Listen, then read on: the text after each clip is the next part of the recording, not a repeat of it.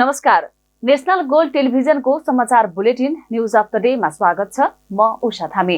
News of the day सुरु गरौं दिनभरका खबरहरूबाट। उपप्रधान तथा रक्षा मन्त्री पूर्णबहादुर खड्काले सरकार सञ्चालनमा रहेकाहरूले नेपाली जनतालाई शिरमा राखेर काम गर्नुपर्ने बताउनु भएको छ। सोमबार नेपाली सैनिक प्रतिष्ठान खरिपाटीको निरीक्षण भ्रमणपछि यस्तो बताउनु भएको हो। उहाँले नेपालको संविधानले नै राज्य शक्तिको मूल स्रोत र सार्वभौम सत्ता नेपाली जनतामा निहित गरेको भन्दै जनताको मन दुख्ने कुनै व्यवहार र काम कसैले पनि गर्न नहुने बताउनुभयो। उपप्रधानमन्त्री खड्काले राज्यका सबै निकायले जनतालाई मन नपर्ने वा जनताको आत्मसम्मानमा चोट पुग्ने कुनै पनि काम गर्न नहुने बताउनु भएको छ। राजनीतिकर्मी, निजामती कर्मचारी, सेना, प्रहरी लगायत सबै राष्ट्र सेवकले जनतालाई पहिलो सम्मान दिएर काम गरे आम नागरिकले पनि अपनत्व भाव देखाउने भन्दै उहाँले संघीय लोकतान्त्रिक गणतन्त्रात्मक शासन व्यवस्थामा नागरिक भन्दा ठूलो अरू कोही पनि नभएको बताउनुभयो। हरेक क्षेत्रमा काम गर्नेहरूको काम, कर्तव्य र अधिकार फरक फरक भए पनि आम नागरिकको सम्मान, उन्नति र प्रगति सबैको साझा लक्ष्य हुनुपर्ने स्पष्ट पार्नुभयो। उपप्रधानमन्त्री खड्काले सैनिक सेवामा प्रवेश गरी प्रशिक्षणमा रहनुभएका अधिकृतहरूलाई सदैव सकारात्मक सोचाइ, सिक्ने अभिरुचि, दृढ इच्छाशक्ति तथा निरन्तर लगावका साथ राष्ट्र सेवामा लाग्न सुझाव दिनुभयो। हामी सबैको केन्द्रमा रहनु पर्ने विषय के छ भने हामी कसैका व्यवहारले, बोलीले, बानीले कर्तव्य पालना गर्दा जुनसुकै ठाउँमा, नेपालको जुनसुकै कुनामा हामी जाँदा पनि यो सार्वभौम सत्ता सम्पन्न नेपाली नागरिकको, नेपाली मतदाताको स्वाभिमानमाथि, सम्मानप्रति हाम्रा व्यवहारले, बोली वचनले कहीँ पनि ठेस नपुगोस्। सबभन्दा ठुलो हामीले सङ्कल्प गर्नुपर्ने, चाहे राजनीति गर्ने हौँ, चाहे सेनामा हौँ, चाहे प्रहरीमा हौँ, चाहे अन्य कुनै व्यवसायमा हौँ, कुनै पनि ठाउँमा हामी जिम्मेवारी भएकाहरूले अहिलेको जमाना अनुसार आम नेपाली जनताले जो जहाँ जिम्मेवारीमा छन्, सैनिकको कुरा गर्दा चाहे सिपाहीको रूपमा होस्, चाहे प्रधान सेनापतिको, चाहे रथीको रूपमा होस्, चाहे उपरथीको कुनै पनि जिम्मेवारीमा रहँदा हामीले त्यो कर्तव्य पालन गर्न जाँदा, त्यो जिम्मेवारी पुरा गर्न जाँदा सबैभन्दा हामीले नेपाली नागरिकलाई र जनतालाई दिनुपर्ने सम्मान छ। निरीक्षण भ्रमण कार्यक्रममा प्रधान सेनापति प्रभुराम शर्मा, रक्षा सचिव किरण राज शर्मा सहितका अधिकारीहरू सहभागी रहनु भएको थियो। संचार तथा सूचना प्रविधि मन्त्री रेखा शर्माले आगामी संसद अधिवेशनमा समितिमा रहेका विधेयकहरू टुङ्गोमा पुर्याउन आवश्यक रहेको बताउनु भएको छ। सोमबार प्रतिनिधि सभा अन्तर्गतको शिक्षा, स्वास्थ्य तथा सूचना प्रविधि समितिमा सार्वजनिक सेवा प्रसारण विधेयकको सम्बन्धमा भएको छलफलमा बोल्दै संचार मन्त्री शर्माले यस्तो बताउनु भएको हो। उहाँले सरकारले संसद अधिवेशनमा धेरै अन्य विधेयकहरू पेश गर्ने तयारी रहेको बताउनु भएको छ। उहाँले माघ 22 गते सरकारले हिउँदी अधिवेशन बोलाएकाले समितिमा विचाराधीन रहेको धेरै भन्दा धेरै विधेयक पेश गर्ने तयारी गरिरहेको बताउनु भयो। उहाँले उन्नत स्तरको स्वतन्त्र र जनउत्तरदायी सरकारी मिडिया बनाउन रेडियो नेपाल र नेपाल टेलिभिजनलाई मर्ज गर्ने गरी विधेयक आएको बताउनु भएको छ। उहाँले सरकारको उद्देश्य सरकारी मिडियालाई जनताको अपेक्षा र सरकारको कामसँग जोड्ने गरी विधेयक ल्याउन लागेको बताउनु भयो। उहाँले सरकारी सञ्चार माध्यम जनताप्रति उत्तरदायी हुनुपर्ने समेत बताउनु भएको छ। हाम्रो उद्देश्य भनेकै यसलाई जसरी हामीले विगतमा हाम्रा सरकारी सञ्चार माध्यम भनिसके पछाडि तत्कालीन राज्य सत्ता, सरकार जसको पनि उसको एउटा भजन मण्डली जस्तो कस्तो कस्तो जनताको होइन कि जस्तो गरेर जुन बुझ्ने, ग्रहण गर्ने जुन प्रचलन थियो, पछिल्लो अवधिमा आइसके पछाडि हामीले पटक पटक भनेका छौँ सरकारी सञ्चार माध्यम जनताप्रति जनउत्तरदायी हुनुपर्छ। सरकार र जनताका बीचमा जनताका अपेक्षा सरकारका कामलाई जोड्ने काम पनि सरकारी सञ्चार माध्यमले गर्न सक्नुपर्छ भन्ने हाम्रो एउटा उद्देश्य छ। त्यो अनुसार अहिले हामीतिर हाम्रो यो लामो समयपछि यसको छलफलमा छौँ र यो मूल विधेयक र संशोधन भएको विधेयकमा पनि, संशोधन भएको प्रतिवेदनमा पनि हामी समयानुकूल परिवर्तन हुँदै जाँदा कैयन कुराहरू फेरि टेक्नोलोजीमा अरू कुराहरूमा परिवर्तन भएको पनि हुनसक्छ। त्यस कारणले यसमा दफावार छलफल गर्ने क्रममा हामीले सबै दफावार छलफल गरिसकेपछि यो विधेयकलाई अझ थप समृद्ध र परिमार्जन गर्नेछौँ भन्ने हामी सरकारको तर्फबाट आशा अपेक्षा गर्न चाहन्छौँ। खास गरेर रेडियो नेपाल र नेपाल टेलिभिजनलाई एक ठाउँमा मर्ज गर्ने र त मर्ज गर्ने भनेर एक ठाउँमा गाँस्ने भने मात्रै होइन, त्यसलाई अझै उन्नत स्तरको मिडिया बनाउने र सरकारी मिडिया भन्दा बित्तिकै जे बुझाइ बाहिर त्यस्तो खालको होइन, त्यसलाई अझै स्वतन्त्र बनाउने, त्यसलाई जनोत्तरदायी बनाउने भन्ने विषयमा संशोधन पनि त्यतातिर बढी केन्द्रित छ जस्तो मैले देख्छु र यहाँ राष्ट्रिय सभाले पनि कैयन कुराहरूलाई त्यो व्यवस्था पनि गरेको छ। मन्त्री शर्माले मूल विधेयक र संशोधन भएको विधेयकमा पनि दफावार छलफल गरेर समितिले आवश्यक संशोधन गर्ने बताउनुभयो। स्वास्थ्य तथा जनसङ्ख्या मन्त्री मोहन बहादुर बस्नेतले अबको 5 वर्षमा नेपालमा चिकित्सक पाउन कठिन हुने बताउनु भएको छ। सोमबार शहीद गंगालाल राष्ट्रिय हृदयरोग केन्द्रको 28औं वार्षिक उत्सव समारोहलाई सम्बोधन गर्दै उहाँले यस्तो बताउनु भएको हो। उहाँले आफूले हेर्दा 5 वर्षपछि नेपालमा डाक्टर र नर्स पाउने अवस्था नरहेको जिकिर गर्नुभयो। नेपालको शिक्षा नीतिमा केही कमी कमजोरीहरू रहेको उहाँको भनाइ छ। कमी कमजोरीहरूलाई हटाएर अघि बढ्न आवश्यक रहेको उहाँको भनाइरहेको छ। जनसङ्ख्या बढिरहेको सन्दर्भमा स्वास्थ्य कर्मीहरू पनि बढ्दै जान आवश्यक रहेको उहाँको भनाइ छ। देशमा कामै नपाउने अवस्था रहेको उहाँले बताउनुभयो। दक्ष जनशक्ति नहुने र आधारभूत स्वास्थ्य सेवा उपलब्ध गराउने कुरामा धेरै अप्ठ्यारो भइरहेको समेत बताउनुभयो। अब हरेक कुराको उत्तराधिकारी चाहिन्छ। तपाईहरुले ठेकिराख्नु भएको छ। अब यो कति चल्ला त? दक्ष जनशक्तिको अभाव खड्किन थालेको धेरै भइसक्यो।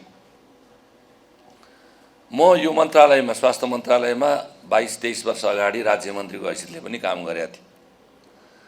मैले सरस्वती हेर्दा अब 5 वर्षपछि नेपालमा डाक्टर र नर्स पाउने अवस्था छैन। यसमा हाम्रो शिक्षा नीतिका केही कमी कमजोरीका कुरा पक्कै हुन् र त्यो कमी कमजोरीलाई हटाएर आगामी दिनहरूमा बिरामीको संख्या अब घट्ने होइन बढ्यो, जनसङ्ख्या घट्ने होइन बढ्ने नै हो। धेरै स्पिडमा नबढ्ला अहिलेको तथ्याङ्क अनुसार, तर बढ्ने नै हो। त्यसकारणले स्वास्थ्य कर्मीहरू त बढ्नु त जरुरी छ भने एक थरी सेवा सुविधा कमजोर भएर पलायन हुने अवस्था, अरू एक थरी काम गरेर बस्दा पनि आफ्ना बालबच्चाहरू राम्रा स्कुलमा पढ्न नसक्ने, राम्रो शिक्षा पाउन नसक्ने, घर व्यवहार राम्रो चल्न नसक्ने एउटा अवस्था। अब अर्को अवस्था कामै नपाउने अवस्था, अर्को अवस्था दक्ष जनशक्ति नहुने अवस्था। यसले यो स्वास्थ्य क्षेत्र अर्थात् आधारभूत स्वास्थ्य सेवा उपलब्ध गराउने कुरामा धेरै अप्ठ्याराहरू आइलागेका छन्। र अर्को कुरा अब भौतिक पूर्वाधारदेखि लिएर इक्विपमेन्टका कुरा आफ्नो नाममा फेरि छँदैछन्। त्यसैले यो स्थितिमा तपाईहरुले धन्न थेगी त रहनु भएको छ अहिलेसम्म, तर अरू कुराले थेक्दै जाँदाखेरि पनि अब यही सीमित भवन, यही सीमित इक्विपमेन्ट, त्यसपछि यही सीमित जनशक्तिले भोलि चल्न सक्ने अवस्था रहेन। त्यसकारणले तपाईहरु यो अस्पताललाई हाँक्ने यहाँका सिनियर स्वास्थ्यकर्मी, डाक्टरहरू, सहयोगीहरू, संस्थापकहरू सबैले अब यसलाई प्रतिष्ठानको रूपमा अगाडि बढाउने र आवश्यकता अनुसार विषयमा पठन पाठनको व्यवस्था गराउने भनेर तपाईहरु डाक्टर साहब लगायत अरू सिनियर डाक्टर साहबहरू र सहयोगीहरू मका आउनुभयो। फटाफट गर्नुहोस्। स्वास्थ्य मन्त्रालयमा केही कुरा बाँकी नै रहँदैन। हामीले लबिङ गर्ने कुरा, हामीले निर्णय गर्ने कुरा, हामीले सहयोग गर्ने कुरामा यो चाहिँ एकछिन पनि रहँदैन भनेर मैले भनेकै हुँ र यो प्रक्रिया अगाडि बढेको छ। मन्त्री बस्नेतले आगामी दिनमा मासिक 20 लाखसम्म पारिश्रमिक पाउने जनशक्ति बनाएर विदेश पठाउने बताउनुभयो। उद्योग वाणिज्य तथा आपूर्ति मन्त्री रमेश रिजालले उपभोग्य वस्तुहरूको लेबलिङ स्पष्ट रूपमा हुनुपर्ने बताउनु भएको छ। सोमबार कृषि सहकारी तथा प्राकृतिक स्रोत समितिको बैठकमा खाद्य स्वच्छता विधेयकको संशोधनकर्ता सांसदहरूसँगको छलफलका क्रममा बोल्दै मन्त्री रिजालले यस्तो बताउनु भएको हो। उहाँले उपभोग्य वस्तुहरूको ब्रान्डिङ र लेबलिङ स्पष्ट रूपमा हुनुपर्ने बताउनुभयो। वस्तुहरूको म्याद नाग्ने मिति ठुल्ठुला अक्षरमा स्पष्ट रूपमा हुनुपर्ने उहाँको भनाइ छ। बजार अनुगमनमा स्थानीय तहको सहभागिता हुने भन्दै सजायको सन्दर्भमा पनि स्थानीय तहले आफ्नो अधिकार क्षेत्रभित्र रहेर सजायको मात्रा तोक्दा राम्रो हुने धारणा राख्नुभयो। उहाँले साना स्तरका घुम्ती व्यवसायहरू र स्थानीय तहले गर्दा गर्न सक्ने बताउनु भएको छ। साना स्तरमा घुम्ती व्यवसायहरू स्थानीय तहले दर्ता गर्दछन्। सानसाना कुरा पनि उठाएको थियो, तल लेभलसम्म गरे हुन्छ भने सानसाना त्यो घुम्ती उद्योगहरू चाहिँ तल्लै लेभलमा स्थानीय लेभलमै दर्ता हुने गरेका छन्। त्यसकारण त्यसमा पनि खासै केही बोलिराख्नु परेन मैले भन्ने जस्तो लाग्छ। खासमा यो बजार अनुगमनको विषय जो छ स्थानीय तहलाई पनि भएको कारणले सजायको विषय पनि स्थानीय तहले नै उहाँहरूको जुन लेभल जति लेभल छ उहाँहरूले त्यो गर्नुपर्ने त्यो लेभलको चाहिने उहाँहरूले नि सजायको लेभल तोकिदिए चाहिने राम्रै हुन्छ जस्तो लाग्छ। त्यो संशोधनमा पनि राखे हुन्छ, अन्यथा हुँदैन।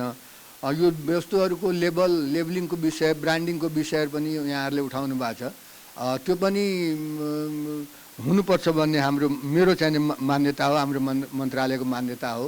त्यसलाई चाहिने स्पष्ट रूपमा लेबलिङ हुनुपर्छ र डेट अफ यो एक्सपायरीको पनि स्पष्ट उल्लेख हुनुपर्छ। ठुल्ठुलै अक्षरमा भए पनि मान्छेले पढ्न सक्ने गरी त्यो हुनुपर्छ भन्ने मलाई पनि लागेको छ।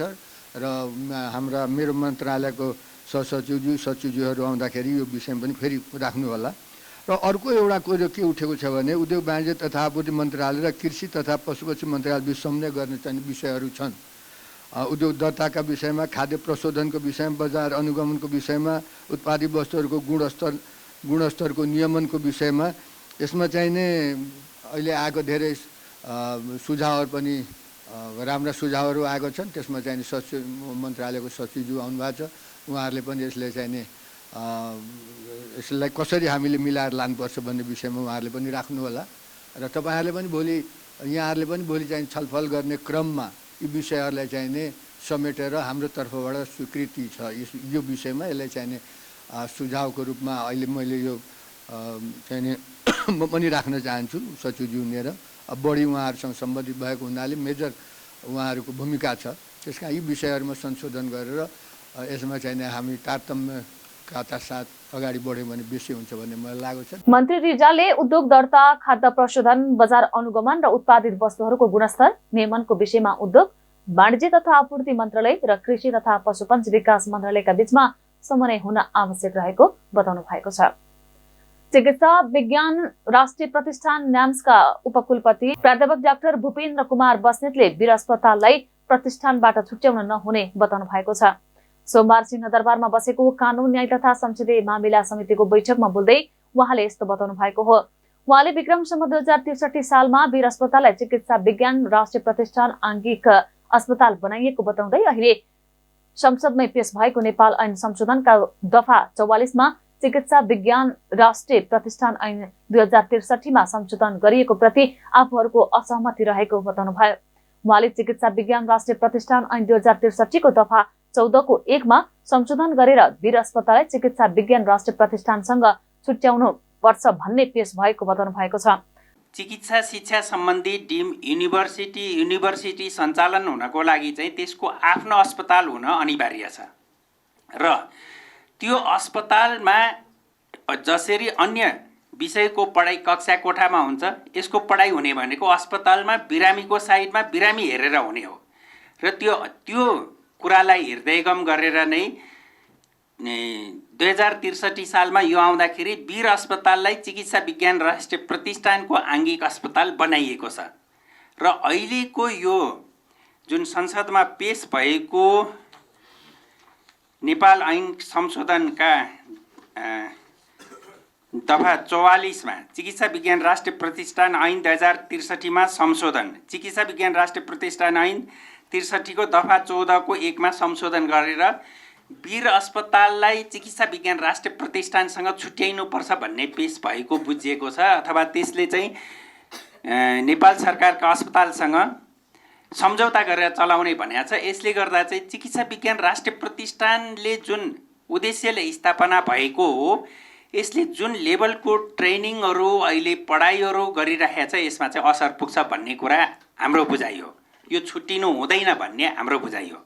यो छुट्टिँदाखेरि नेपालमा अहिले एमडीएमएस को सबैभन्दा धेरै विज्ञान निकाल्ने नै यो संस्था हो। हामी जस्तो संस्था 6-7 वटा छन्, बीपीकेएचएस, अन्य अब पाटन एकाडेमी भनौँ, त्रिभुवन युनिभर्सिटी टिचिङ हस्पिटल लगायत पोस्ट ग्रेजुएट गराउने 6-7 वटा संस्थामध्ये सबैभन्दा धेरै एमडीएमएस हामीले निकालिरहेका छौँ र चिकित्सा विज्ञान राष्ट्रिय प्रतिष्ठान आइसकेपछि देशका सबै सङ्घीय अस्पतालहरूमा इभन जिल्ला अस्पतालसम्म पनि अहिले पोस्ट ग्रेजुएट गरेका विशेषज्ञ चिकित्सकहरू पुग्नु भएको छ। यो चिकित्सा विज्ञान राष्ट्रिय प्रतिष्ठानको देन हो जुन अहिले स्वास्थ्य सेवामा यति धेरै चिकित्सकहरूको उत्पादन भएको छ। यो कुरालाई यो संशोधनले प्रत्यक्ष असर गर्छ भन्ने हाम्रो बुझाइ हो र यो हुन हुँदैन भन्ने हाम्रो यहाँहरू समक्षको जिकिर हो।